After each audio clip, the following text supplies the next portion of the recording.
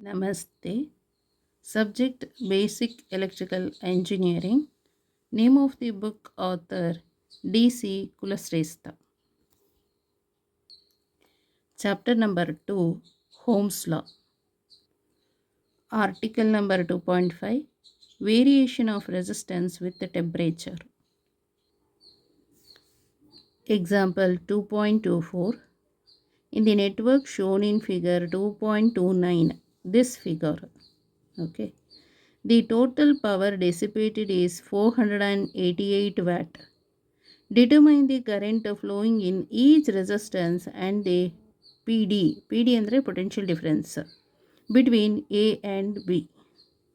So ಇಲ್ಲಿ ಏನು example ಎಲ್ಲ ಹೇಳ್ತಾ ಇದ್ದಾರೆ ಅಂದರೆ in the network shown in figure, ಈ ನೆಟ್ವರ್ಕ್ನಲ್ಲಿ ಫಿಗರ್ ಇದೆಯಲ್ಲ, so the total power dissipated is 488 watt ಅಂತ ಇದೆ.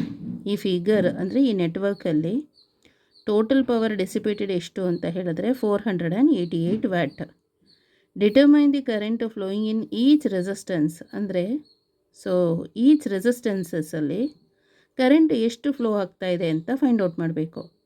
ಅಂದರೆ current through the 5 ohm, current through the 10 ohm resistance, current through the 2.5 ohm resistance, current through the 10 ohm ರೆಸಿಸ್ಟೆನ್ಸ್ದು find out ಮಾಡಬೇಕು. 5 ohm, 20 ohm, 2.5 ohm, 10 ಓಮ್ದು current ಎಷ್ಟು flow ಆಗ್ತಾ ಇದೆ ಅಂತ. And also potential difference P D ಅಂತ ಹೇಳಿದ್ರೆ potential difference between A and B. A and ಬಿನಲ್ಲಿ ಪೊಟೆನ್ಷಿಯಲ್ ಡಿಫ್ರೆನ್ಸ್ ಅಂದರೆ ವೋಲ್ಟೇಜ್ ಎಷ್ಟು ಅಂತ ಫೈಂಡ್ ಔಟ್ ಮಾಡಬೇಕು, V A B. Okay, so example number 2.24. So the total power dissipated is 488 watt. Determine the current flowing in each resistance and the PD between, potential difference between A and B ಅಂತ ಹೇಳಿದಾರಲ್ವಾ.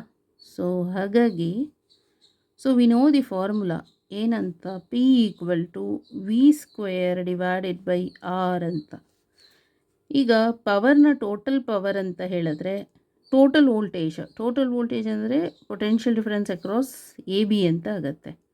Okay, total resistance ಇದನ್ನು ನಾವು ಹೀಗೆ ತಗೊಳ್ಳೋಣ, total power ಡೆಸಿಪೇಟೆಡ್ ಮತ್ತು V T ಅಂತ ಹೇಳಿದ್ರೆ V A B.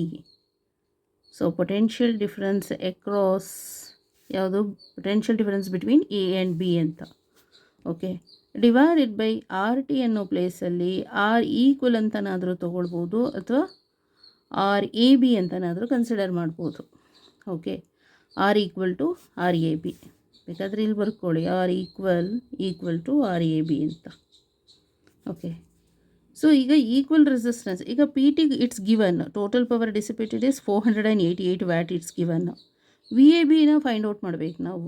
R equal find out ಮಾಡ್ಬೋದು ಇಲ್ಲಿ, equal resistance. So R equal to R A B, ಅರ್ಥ ಆಯ್ತಲ್ಲ. ಸೊ ಫಸ್ಟ್ ಏನು ಮಾಡಬೇಕು, ದಿಸ್ ರೆಸಿಸ್ಟೆನ್ಸ್, ಯಾವ resistance, these resistance 5 ohm parallel with 20 ohm parallel with 2.5 ohm, next ಅದು in series with 10 ohm ಆಗುತ್ತೆ, ಗೊತ್ತಾಯ್ತಲ್ಲ ಇದು. So 5 parallel to 20 parallel to 2.5, ಇದು combination of parallel resistance in series with the 10 ohm resistance. So first ಏನು ಮಾಡಬೇಕು, 5, 20, 25, 2.5 parallel resistance find out ಮಾಡೋಣ. ಅದರದ್ದು terminal C D ಅಂತ ಇದೆ, ಗೊತ್ತಾಯ್ತಲ್ಲ. ಇದನ್ನು ನಾವು ಆರ್ ಪಿ ಅಂತನಾದರೂ ಕಾಲ್ ಮಾಡ್ಬೋದು ಅಥವಾ ಆರ್ ಸಿ ಡಿ ಅಂತನಾದರೂ ಕಾಲ್ ಮಾಡ್ಬೋದು. Okay, R parallel resistance equal to R C D equal to 1 divided by 1/5 plus 1/20 plus 1 divided by 2.5. ಅಂದರೆ ನಮಗೆ ಆಲ್ರೆಡಿ ಗೊತ್ತಿದೆ. ಸೊ ಓನ್ಲಿ 2 ಕಾಂಬಿನೇಷನ್ಸ್ ಇದ್ದರೆ R equal to R1 R2 divided by R1 plus R2 ಅಂತ ಹೇಳ್ಬೋದು. But number of resistance, so many resistance ಇದ್ದರೆ ಆವಾಗ R equal ಇದು parallel ಇತ್ತು ಅಂತ ಹೇಳಿದ್ರೆ, ಆರ್ ಈಕ್ವಲ್ ಇನ್ನು ಎಂತ ಟೈಮ್ಸ್ ಇತ್ತು ಅಂತ ಹೇಳಿದ್ರೆ 1 divided by R1 plus 1/R2 plus etcetera plus 1/Rn ಅಂತ. ಓಕೆ, ಈ ಆರ್ ಈಕ್ವಲ್ ಆಫ್ ಎನ್ ಅಂತ ಹೇಳಿದ್ರೆ ಅಂದರೆ ಈಕ್ವಲ್ ರೆಸಿಸ್ಟೆನ್ಸ್ ಎಂತ್ ಈಕ್ವಲ್ ಪ್ಯಾರಲಲ್ದು ಎಂತ್ parallel equal resistance equal to 1/1/R1 plus 1/R2 plus etcetera plus 1/Rn ಅಂತ. ಗೊತ್ತಾಯ್ತಲ್ಲ, ಆ ವೈಸಲ್ಲೇ ಇದನ್ನು ಕನ್ಸಿಡರ್ ಮಾಡಿರೋದು. ಸೊ ಈಕ್ವಲ್ ಟು ಎಷ್ಟು ಅಂತ ಫೈಂಡ್ ಔಟ್ ಮಾಡೋಣ. 1/, so 1/5 by using calculator use ಮಾಡ್ಕೋಬೇಕು ಕ್ಯಾಲ್ಕುಲೇಟರನ್ನು.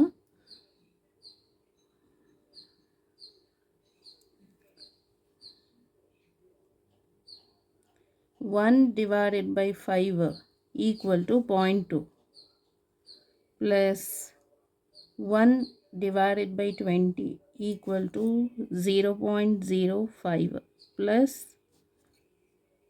1/2.5 equal to 0.4. So R parallel resistance ಅಥವಾ RCD resistance. So 0.2 plus 0.05 plus 0.4 equal to 1/0.65 ಬರುತ್ತೆ. ಈಕ್ವಲ್ ಟು ಇದನ್ನು ರೆಸಿಪ್ರೊಕಲ್ ಮಾಡಬೇಕು 0.65. ಸೊ ದಟ್ ಈಸ್ 1.53846 ಓಮ್ ಅಂತ ಇದೆ. ಓಕೆ, ಇವಾಗ ಮತ್ತೆ ಏನು ಮಾಡಬೇಕಿಲ್ಲಿ, this is A terminal, this one is C terminal, and ಇಲ್ಲಿಂದ ಇಲ್ಲಿಗೆ ರೆಸಿಸ್ಟೆನ್ಸ್ ಎಷ್ಟಿದೆ 1.53846 ಓಮ್ ಇದೆ ಆಯಿತಾ. ಮತ್ತು ದಿಸ್ ಈ ಟರ್ಮಿನಲ್ ಡಿ ಟರ್ಮಿನಲ್, ಇಲ್ಲಿಂದ ಇಲ್ಲಿ ರೆಸಿಸ್ಟೆನ್ಸ್ ಎಷ್ಟಿದೆ 10 ಓಮ್ ಇದೆ. Okay, this is B terminal. So ಇದೆರಡು ಆ್ಯಡ್ ಮಾಡಿದರೆ ಎಷ್ಟಾಯಿತು 11 ಪ್ಲಸ್ 11.5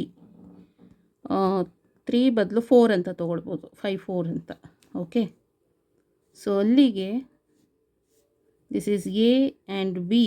ಸೊ ಎಷ್ಟಪ್ಪ ರೆಸಿಸ್ಟೆನ್ಸು 11.53846 ಅಂತನಾದರೂ ಬರ್ಕೊಳ್ಳಿ, ಇಲ್ಲಾಂದರೆ ಅಪ್ರಾಕ್ಸಿಮೇಟ್ಲಿ ಈಕ್ವಲ್ ಟು 11.54 ಓಮ್ ಅಂತನಾದರೂ ಬರಿಬೋದು.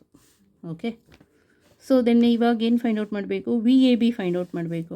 ಸೊ ಈ ಫಾರ್ಮುಲಾ ಕನ್ಸಿಡರ್ ಮಾಡಬೇಕು. So PT equal to VAB whole square divided by R equal ಅಥವಾ RAB ಅಂತಲೇ ತಗೊಳ್ಳೋಣ. So equal to VAB whole square equal to PT into RAB. So total power dissipated is how much? 488 watt. So 488 into 11.54. So VAB square ಇದು.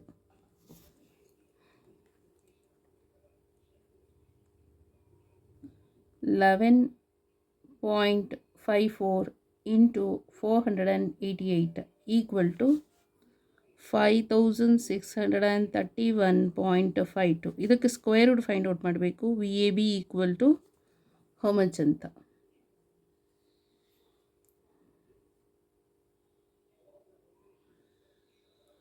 So square root of 5631.52.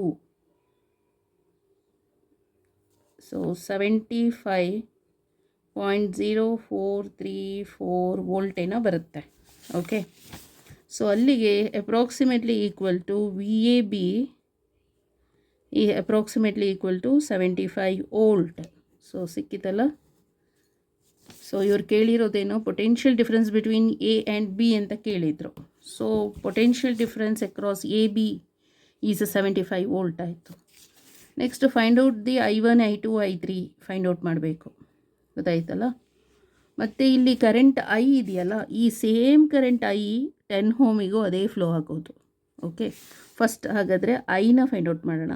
I equal to V know the formula ಯಾವುದು, Ohm's law, R equal to V/I ಅಂತ. ಗೊತ್ತಾಯ್ತಲ್ಲ. So I equal to VAB divided by ಯಾವ ರೆಸಿಸ್ಟೆನ್ಸಲ್ಲಿ ನಾವು find out ಮಾಡಬೇಕಾಗಿರೋದು, 10 ohm ಅಂತ ಹೇಳಿದ್ರು ಆಯಿತು, ಇಲ್ಲ ಅಂತ ಹೇಳಿದ್ರೆ ಸೊ ಫುಲ್ ರೆಸಿಸ್ಟೆನ್ಸ್ದು ಆರ್ ಎ ಬಿ ಅಂತ ಹೇಳಿದ್ರು ಆಯಿತು, ಸೇಮ್ ಕರೆಂಟೇ ಇರುತ್ತೆ. Okay, R A B equal to V A B 75, R A B is 11.54 equal to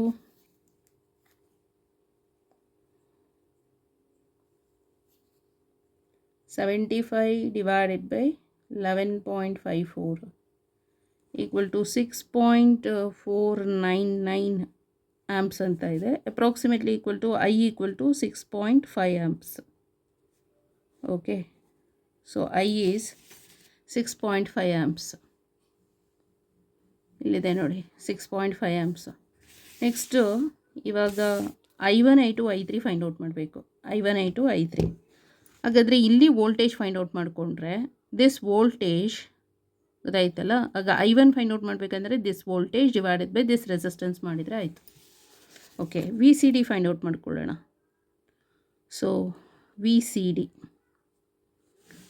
C D ಅಂತ ಹೇಳಿದ್ರೆ ಈ ಟೋಟಲ್ ವೋಲ್ಟೇಜ್ ಇದೆಯಲ್ಲ, ಆ ಟೋಟಲ್ ವೋಲ್ಟೇಜಲ್ಲಿ ಈ ವೋಲ್ಟೇಜನ್ನು ಲೆಸ್ ಮಾಡಿದರೆ ಈ ವೋಲ್ಟೇಜ್ ಗೊತ್ತಾಗತ್ತೆ. ಗೊತ್ತಾಯ್ತಲ್ಲ. ಅಂದರೆ ಹೇಗೆ ಅಂದರೆ V A B equal to V C D plus V D B. ಯಾಕಂದರೆ ವಿ ಎ ಸಿ ತೊಗೊಳಕ್ಕಾಗಲ್ಲ, ಬೇಕಾದ್ರೆ ತೊಗೊಳ್ಳಿ, ಏನಾಗುತ್ತೆ ನೋಡೋಣ. ಗೊತ್ತಾಯ್ತಲ್ಲ.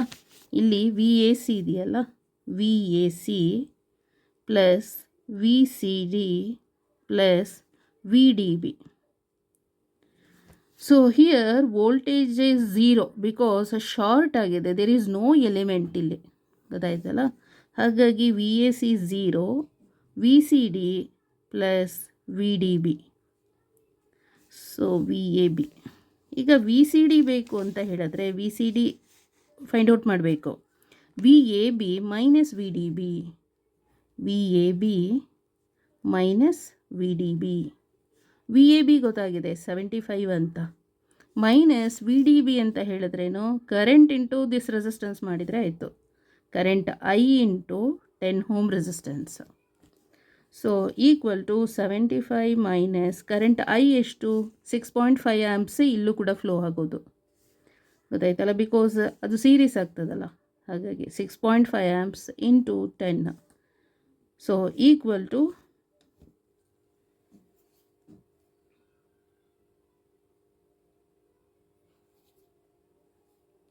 75 minus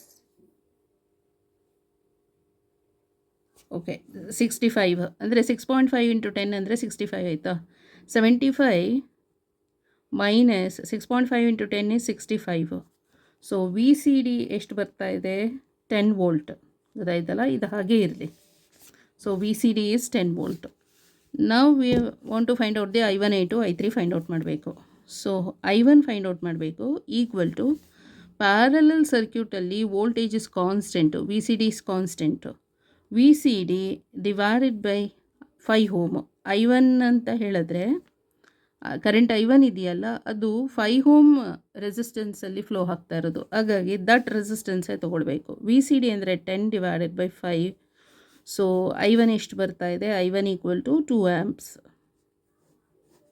I1 is 2 amps. Okay, next I2 find out ಮಾಡಬೇಕು. I2 I3. So I2 equal to V C D divided by ಎಷ್ಟಿದು 20 ohm ಅದು. So equal to 10 volt divided by 20, 1/2 ಅಂತ ಹೇಳಿದ್ರೆ ಎಷ್ಟು 0.5. So I2 equal to 0.5 amps. Next I3 find out ಮಾಡಬೇಕು. I3 equal to V C D divided by I3 ಕರೆಂಟಲ್ಲಿ ಯಾವ resistance 2.5 ohm. I3 flows through the 2.5 ohm resistance. So ಹಾಗಾಗಿ 2.5 ಇಲ್ಲಿ ತೊಗೊಳ್ಳಿ. So equal to ಇಲ್ಲಿ 10 ವೋಲ್ಟ್ ಅದು V C D divided by ಇದು 2.5 ಅಂತ ಹೇಳಿದ್ರೆ 25 ಇಲ್ಲಿ ಇಂಟು 10 ಅಂತ ಬರಿಬೋದು. ಓಕೆ, ಸೊ ಇದು 2 5s, ಇದು 5 5s, 5 1s, 5 2s. ಸೊ ಅಲ್ಲಿಗೆ I3 ಈಕ್ವಲ್ ಟು 4 ಆ್ಯಂಪ್ಸ್. ಬೇಕಾದರೆ ಕ್ರಾಸ್ ಚೆಕ್ ಮಾಡ್ಕೊಳ್ಳೋಣ. ಚೆಕ್ ಏನಂತ, I equal to I1 plus I2 plus I3 ಅಂದರೆ ಇನ್ ದಿ ಪ್ಯಾರಲಲ್ ಸರ್ಕ್ಯೂಟಲ್ಲಿ ಕರೆಂಟ್ ಏನಾಗ್ತಾ ಇದೆ, ಡಿವೈಡ್ ಆಗ್ತಾ ಇದೆ, I1 I2 I3. So I equal to sum of the branch currents. Total current equal to sum of the branch currents. So total current equal to sum of the branch currents. Total current already ಗೊತ್ತಿದೆ. So 6.5 ಅಂತ. I1 is to 2 amps, I2 is 0.5, I3 is 4. So ಇದು ಕೂಡ ಇಲ್ಲಿ ಬರೆಯೋದು ಬೇಡ. 6.5 equal to 6.5. So equal ಆಯ್ತಲ್ಲ, ಕರೆಕ್ಟಾಗಿದೆ answer. Okay, so text ಬುಕ್ಸ್ನಲ್ಲಿ ನೋಡ್ಕೊಳ್ಳಿ ಹೇಗಿದೆ ಅಂತ. So solution for this example, the equivalent resistance of the parallel combination is given by 1/RCD equal to, ಈ RCDದು ಪ್ಯಾರಲಲ್ ರೆಸಿಸ್ಟೆನ್ಸ್ ಫೈಂಡ್ ಔಟ್ ಮಾಡಬೇಕು. 1/5, 1/20, 1/2.5. ಸೊ ಆ್ಯಡ್ ಮಾಡಿಕೊಂಡ್ರೆ ಸೊ ನಿಮಗೆ ಎಷ್ಟು 0.657 ಬರುತ್ತೆ. ಅಂದರೆ reciprocal of the resistance is conductance. Conductance unit is mho or siemens, SIEMENS, siemens or mho, MHO ಅಂತ ಗೊತ್ತಾಯ್ತಲ್ಲ.